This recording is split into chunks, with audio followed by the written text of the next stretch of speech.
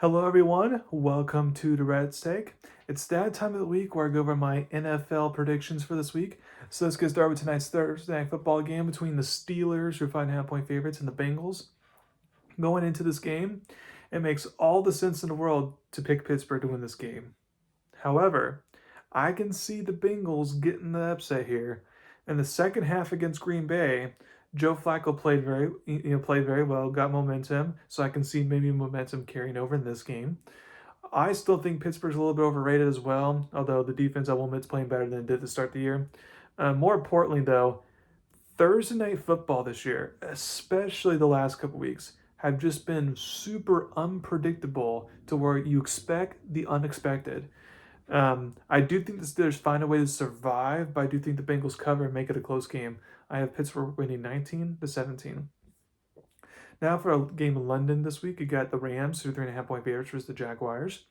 The Jaguars know how to win in London. I'm surprised the Rams are the favorites in this game since star receiver Puka Nacua may be out, and if he's out, then that's their whole offense. The Rams would need like a prime Devontae Adams game, as long as good rushing game in order to negate losing Puka. But also, since the Rams have no faith in their kicking game right now at this point, that's going to be a big issue that could lead to their demise in this game. However, I think crazier things happen overseas, and I think the Rams' kicking game, which has been bad all year, could actually be the difference game, and they survive and get a win, them winning 20-17. Next, you get the Raiders versus the Chiefs, or a big 12.5 point favorites. The Chiefs may be starting to turn a corner after their big win against Detroit, Sunday football. And now they get their best receiver, Rashee Rice, back from his suspension. Now, I don't think he immediately goes over for 100 yards in his first game back or something like that. But I think Kansas City's offense does its job and the defense does its job. Now, I'm not sure if the Chiefs will cover the big spread or not, but I do have them getting the win. I have them winning 24-10. Next, you got the Dolphins versus the Browns, for 2.5 point favorites. And this will be an interesting game, but the Browns this is the chance to see how quarterback Dylan Gabriel bounces back after a bad game, since Miami has a bad defense after all. If Gabriel can be efficient, then I think the Browns will win this game, since the Browns' defense should be able to contain Miami's offense, since they did have their inconsistencies. I have Cleveland winning 23-20. Next, you get the Patriots, who are 6.5 point favorites versus the Titans. Patriots head coach Mike Vrabel is back in his old stomping grounds.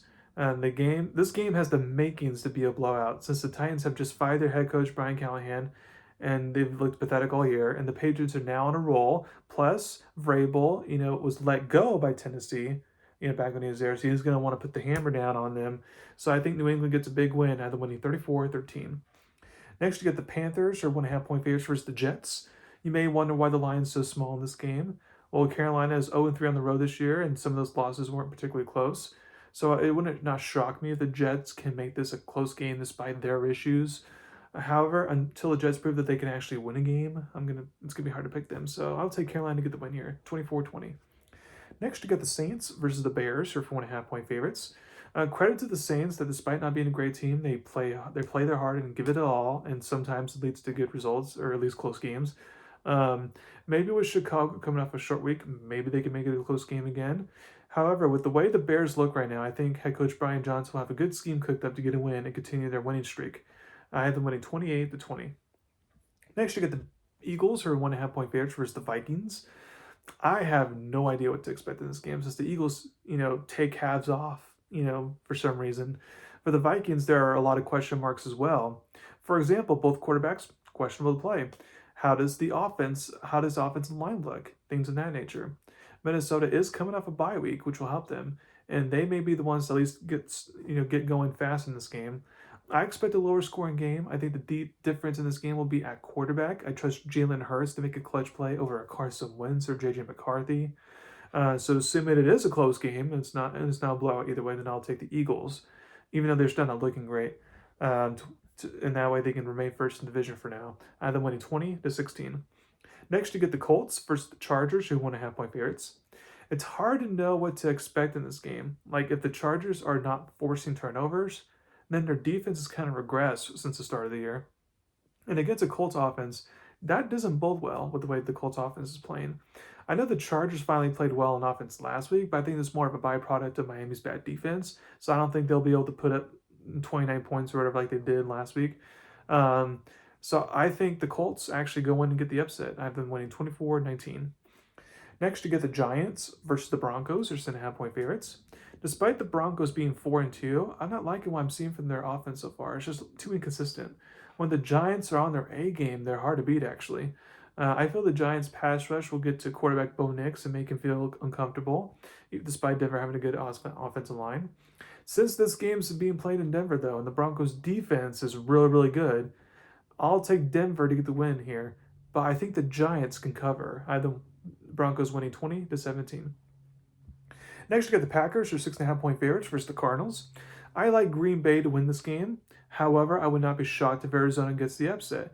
Jacoby Brissett, will play very well in his start filling in for Kyler Murray. So if he has to start again, then Arizona should be fine there on offense.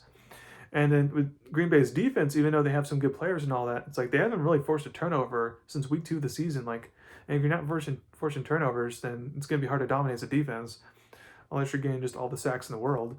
As for Green Bay's offense, they have the talent, but they've just been too inconsistent at times.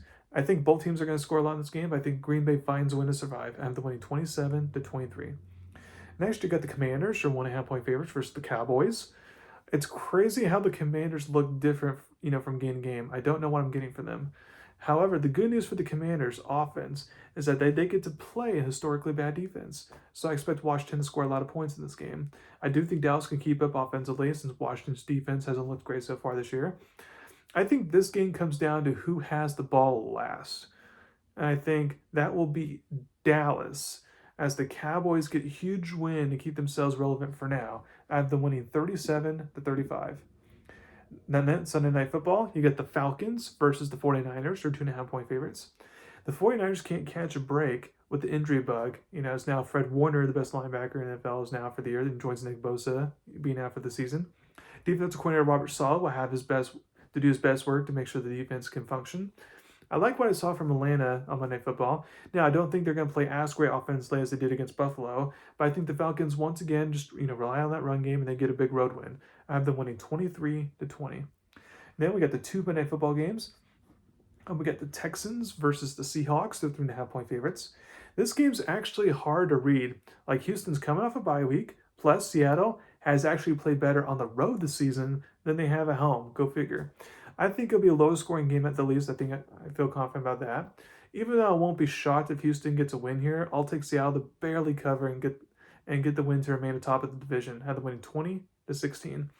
And that last but not least, the biggest game of the week, in my opinion, is the Buccaneers at the Lions, who are 5.5-point favorites. This is my favorite game of the week. I feel like it's going to be a shootout. You have the MVP favorite, Baker Mayfield, and an offense that's continuing to produce despite all the different injuries to the weapons that they have, against a Detroit team that's coming off an embarrassing performance in primetime game. As they say, when a good team gets embarrassed, especially in a primetime game, they usually bounce back the following week and look better. I expect Detroit in this game to focus on just running the ball a lot so they can keep Baker on the sidelines as much as possible. And if they do that, then when the game's in the balance, Detroit's offense can then make a clutch play to win the game. I have Detroit winning 34-31, but I'm definitely not confident in that pick right now. So there you go. Those are my picks for this week. Thank you very much. This is my podcast today. Please subscribe to my channel, turn about me. Thank you very much. You have a wonderful weekend.